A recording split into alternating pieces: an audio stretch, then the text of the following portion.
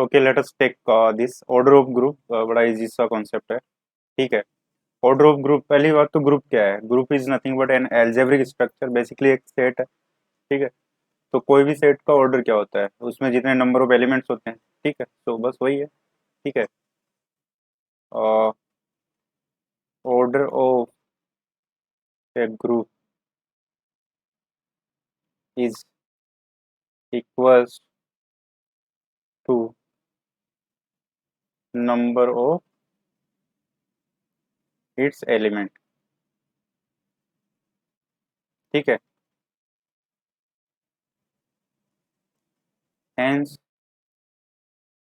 A group is finite if number of elements in it are finite, and it is infinite if number of elements are infinite. ठीक है। A group is finite if number of elements in it are finite, and it is infinite if number of elements are infinite. And we say that order of group is infinite when like example लिया जाए अगर, तो अगर बोला जाए n, तो वैसे group है ही नहीं। If we take r plus लिया जाए, so this is group, this is a group of infinite order because there are infinite number of element, real number system में there are infinite number of element। ठीक है, is a group of infinite order। ठीक है। और जैसे मान लो ये हमने डिफाइन कर दिया z, set g is z such that z cube equals to 1। ठीक है। तो पहली बात तो क्या ये ग्रुप होगा? अगर होगा तो क्या ये फाइनाइट ग्रुप होगा? अगर ये फाइनाइट ग्रुप है तो इसका ऑर्डर क्या होगा? ठीक है, तो देखो जेड क्यूब इक्वल्स टू 1, ये क्या है? इसको we can write z equals to 1 power 1/3। This is these are nothing but cube roots of unity. ठीक है। तो 1 को basically we can write e, okay. इसके क्यूब रूट ऑफ यूनिटी क्या होता है? 1 ओमेगा एन ओमेगा स्क्वायर, ये होता है, where omega is -1 plus minus √3/2 iota half. ठीक है। Omega is, if we take omega plus then omega square will be minus half minus √3/2 iota. ठीक है। तो बेसिकली अगर इसको लिखा जाए तो इसके मेंबर क्या है? 1 ओमेगा एंड ओमेगा स्क्वायर।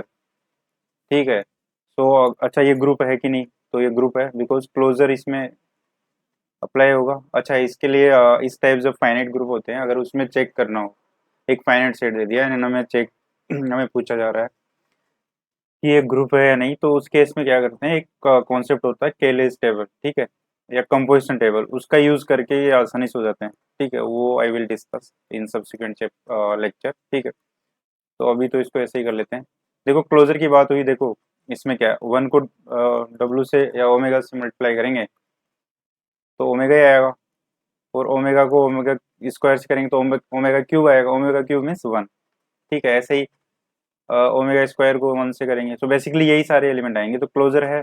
और ये तो कॉम्प्लेक्स नंबर हो गए omega square, complex multiplication is associative. और आइडेंटिटी, क्योंकि मल्टीप्लिकेशन की बात हो रही है, जी डॉट इसकी बात कर रहे हैं, तो आइडेंटिटी तो 1 होगी। ठीक है, इसमें है 1। और इनवर्स, हर एलिमेंट का इनवर्स होगा, 1 का इनवर्स 1 है, ओमेगा का क्या हो जाएगा?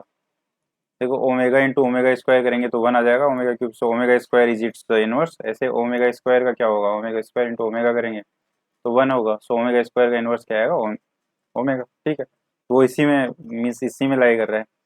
अच्छा, फर्दर एबिलियन भी है, so this is in fact an abelian group. Abelian means इसको 1 को ओमेगा से मल्टीप्लाई करो या ओमेगा को 1 से, एक ही बात। ठीक है। Okay, so this is A group. अब इसका ऑर्डर देखना है, तो इसमें देखो नंबर ऑफ एलिमेंट क्या है? 3 है। तो ऑर्डर को जनरली भी राइट ओ और ब्रैकेट में G, this means order of G that is equals to 3। और ऐसे भी लिख सकते हैं, जैसे मॉडुलस लिखते हैं, इसका मतलब भी ऑर्डर ऑफ जी हुआ दैट इज इक्वल्स टू 3। ठीक है, दीज आर नोटेशंस जस्ट। ठीक है, डायरेक्ट भी लिख देते हैं यूपीएससी में, तो ये ध्यान रहना चाहिए। ठीक है। ओके, सो इसका ऑर्डर 3 हो गया है, तो सिंपल सा कॉन्सेप्ट है, because this is a finite group. Cayley's table से जब भी फाइनाइट सेट पे पूछा जाए कि ये ग्रुप है या नहीं, तो विल रिसोर्ट टू केलेज टेबल और composition table, will discuss that. ठीक है, ओके, आई होप ये समझ में आता है। ऐसे जैसे मान लो ये तो ये प्रैक्टिस के लिए कर लो, चलो मान लो ये g equals to z such that z power n equals to 1 where n is natural number. तो इसमें इसका ऑर्डर क्या होगा? ऑर्डर ऑफ ग्रुप जो होगा यहाँ पे n होगा, क्योंकि क्यों nth रूट्स ऑफ यूनिटी इसमें आएंगे। ठीक है, n एलिमेंट होंगे, ग्रुप होगा ये। ठीक, okay. So now let us take a good question in fact. ठीक है, दिस वन, ओके। अच्छा, देखो इसमें एक ये जो जी सेट है ये डिफाइन है as a matrix n cross n. ठीक है, जिसके की जो इसके जो एलिमेंट है मैट्रिक्स के, दे आर इंटीजर्स। ठीक है, a i j are integer modulo p, means integer modulo p से है। ठीक है, ये मतलब ये जो सेट मोडुलो पी का क्या मतलब होगा? मोडुलो पी, ये जो सेट होगा वो क्या होगा? 0 1 2 3 and so on P minus one, यही एलिमेंट हो सकते हैं इसमें इंटीजर मोडुलो पी में। ठीक है, तो इसमें जो मैट्रिक्स में जो भी एलिमेंट आएंगे ये पी टोटल कितने हैं? ये 0 से लेके P minus one, means total P number of integers है ये, तो वही इसमें आ सकते हैं। और पी यहाँ पे प्राइम नंबर है। ठीक है, तो ये पहली बात तो विल, ये तो इसमें गिवन है कि ये ग्रुप है। इन केस ये भी पूछा जा सकता है इसमें कि show that this is A group, तो किया जा सकता है। देखो क्लोजर होगा, इसमें मैट्रिक्स मल्टीप्लीकेशन है, और ये जो है यहाँ पे मल्टीप्लीकेशन, सिंपल मल्टीप्लीकेशन जो हो नहीं है ये बेसिकली मॉडुलो पी में ये मल्टीप्लाइड हो रहा है। जैसे कि मतलब अगर मान लो 2 और 3 को मल्टीप्लाई किया मॉडुलो 5 में, तो ये क्या आ रहा है? 6, और मॉडुलो 5 है तो इसकी वैल्यू होगी 1। तो ऐसा है ये। ठीक है, तो ये क्लोज्ड होगा। ठीक है, क्लोज्ड होगा, ये एसोसिएटिव तो होते ही हैं, matrix multiplication is associative. Identity इसकी वन, मतलब आइडेंटिटी एलिमेंट आइडेंटिटी मैट्रिक्स हो जाएगी 1 0 0 0 1 0 0 एन क्रॉस एन मैट्रिक्स, तो आइडेंटिटी होगी वो इसकी आइडेंटिटी हो जाएगी। और क्योंकि determinant is not zero, so this is a non singular matrix, तो इसका इनवर्स एग्जिस्ट करेगा। ठीक, तो ये ग्रुप है। ठीक है, बट ये एबिलियन नहीं है, क्योंकि matrix multiplication is not commutative. ठीक है, तो ये नॉन एबिलियन ग्रुप होगा। इनफैक्ट ये जो ग्रुप है इसको बोलते हैं जनरल लीनियर ग्रुप, ये बड़ा फेमस ग्रुप है, इसको बोलते हैं general linear group.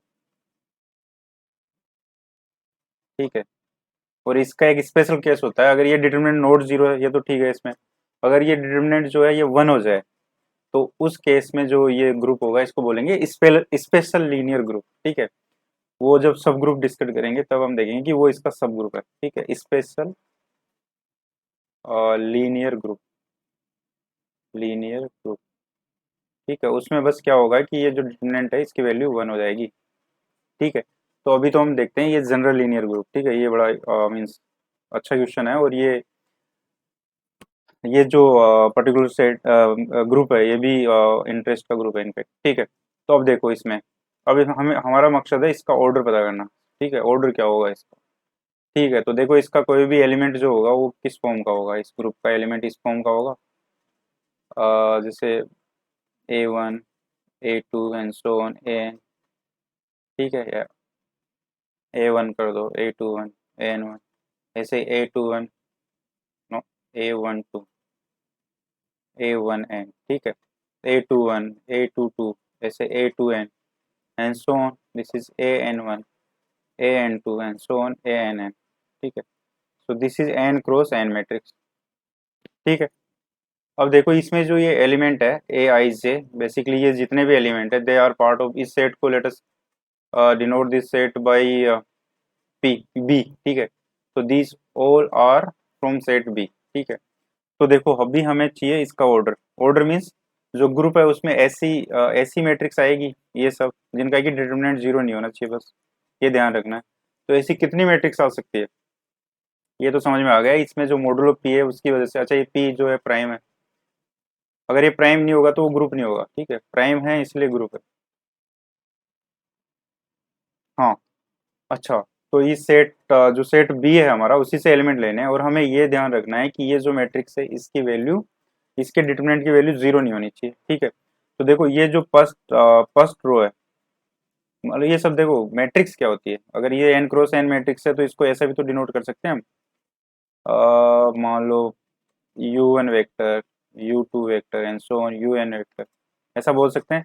Where u1 vector जो है वो क्या है, a11 coma a12 and so on a1n, ठीक है। ऐसे ही u2 वेक्टर ये हो गया, ऐसा इसको डिनोट कर सकते हैं, ठीक है। तो ये जो u1 वेक्टर होगा या ये जो एलिमेंट होंगे यहाँ पे, ये हम क्या कर सकते हैं, इस सेट में से कोई से भी एलिमेंट ले सकते हैं, ठीक है। तो ये पहली जगह यहाँ पे देखो, ये परमुटेशन कॉम्बिनेशन का कॉन्सेप्ट थोड़ा यूज होगा यहाँ पे। ये टोटल p एलिमेंट है, तो यहाँ पे कोई सा भी इनमें से कोई सा भी यहाँ रखा जा सकता है। तो यहाँ पे किसी भी यहाँ पे basically out of p element we have to choose one element, so there are pc1 ways, right, p ways. तो यहाँ पे p तरीके हैं हमारे पास, p ऑप्शन है बेसिकली। जैसे यहाँ 0 रख दिया, या यहाँ पे 1 भी रख दिया, 2 रख दिया, p-1 रख दिया, ठीक है। अब जैसे यहाँ पे 1 रखा तो यहाँ पे क्या रख सकते हैं, यहाँ पे फिर अगेन ये सारे के सारे कोई सा भी रख सकते हैं, तो फिर p ऑप्शन है। ऐसे सोन एन बार p कर सकते हैं, पर जब यहाँ पे सारे के सारे जीरो हो जाएंगे, अगर मान लो ये भी जीरो हो गया, ये भी जीरो, इसमें तो ये आ गया ना भाई सब, तो अगर सब जीरो हो जाएंगे तो फिर तो डिटरमिनेंट की वैल्यू जीरो हो जाएगी, तो हर जगह जीरो नहीं हो सकता, तो उस वे को मैं एक माइनस करना पड़ेगा, ठीक है। ये n टाइम्स है, तो बेसिकली p की पावर n-1।